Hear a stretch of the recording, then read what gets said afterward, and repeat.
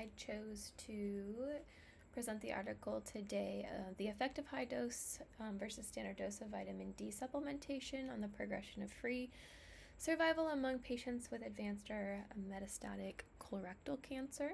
This is presented by myself, Brianna Reed. And so there's been experimental evidence showing that vitamin D can inhibit or prevent the growth of malignant cells or tumors. It improved the survival among participants with colorectal cancer. Also, higher levels of vitamin D is also associated with a decreased risk of colorectal cancer. And there's been some clinical trials that have found high rates of vitamin D deficiency in participants with colorectal cancer.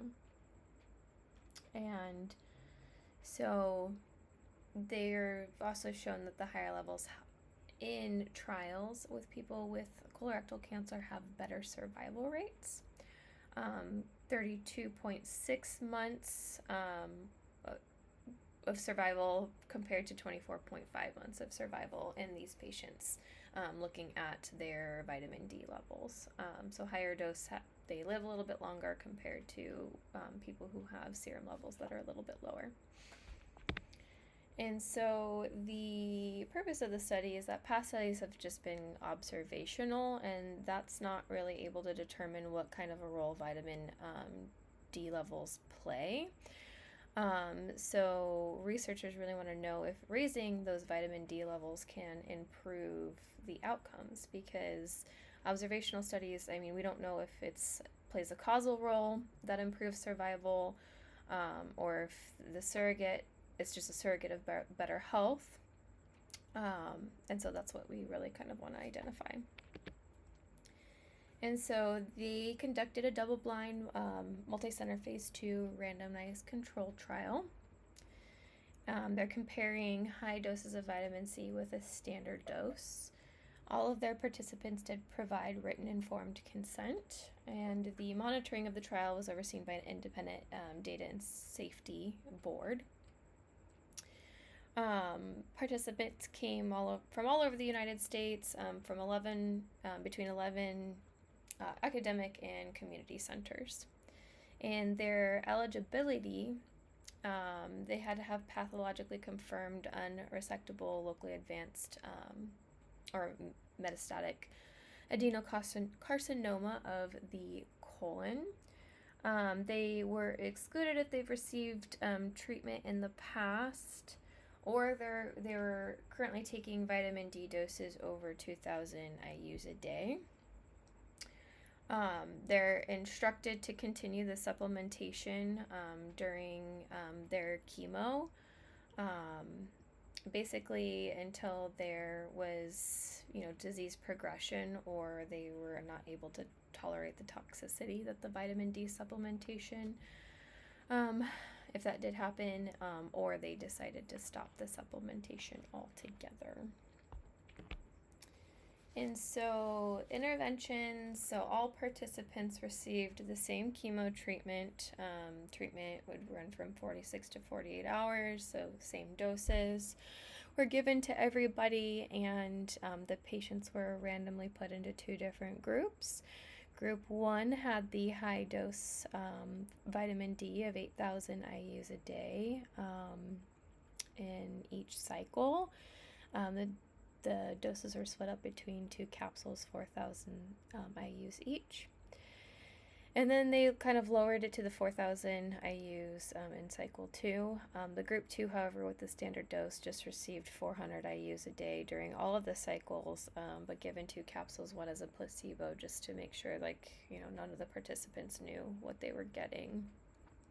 So all the capsules were identical. You couldn't tell who was taking what, and then the only people that knew were the statistician and then the pharmacist.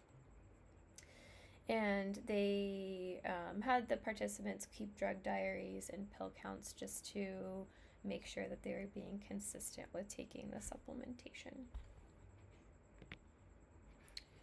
And so basically their ending point was so progression of free survival. So they monitored from the start of chemo and giving vitamin D supplementation, and then they would stop at the first occurrence of disease progression, so documented disease progression or death.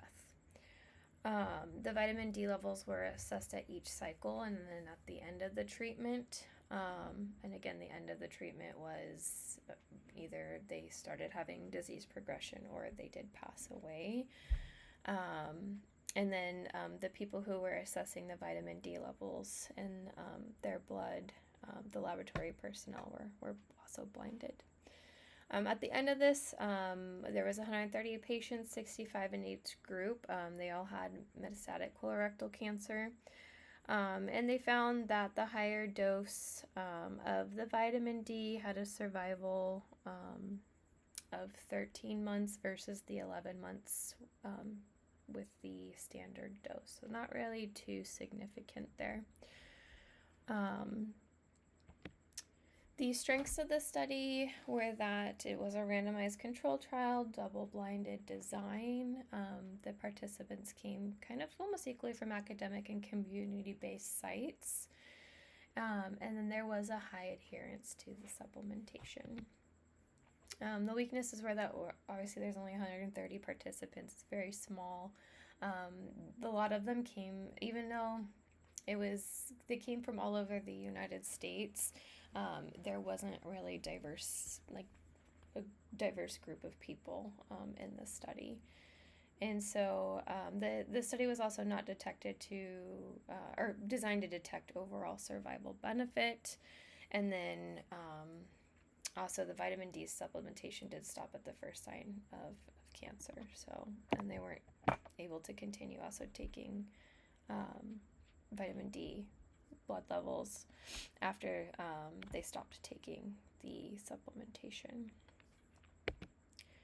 So the authors conclude that the high dose vitamin D versus standard dose really wasn't really statistically significant in really the survival rates, but they did show that there was a improved hazard ratio, and that was statistically significant. And they also feel like they needed a larger group size to really kind of get a better idea of vitamin D supplementation in this group or this population. Overall, there was a conflict of interest in the study as well as the funding. The funding came from like pharmaceutical companies and a couple of national cancer research institutions. And then overall, I think there does need to be more research done on this because, it wasn't a very long trial. And then obviously they did have to stop that supplementation at the just very small, first sign of progression. So we don't really know what the outcomes would have been if they were able to just continue taking the vitamin D. And then obviously a good longer trial would be more beneficial, and then having more participants and a more diverse group to see how the supplementation would prove to be effective in different groups. But that does conclude the presentation, and thank you so much for listening.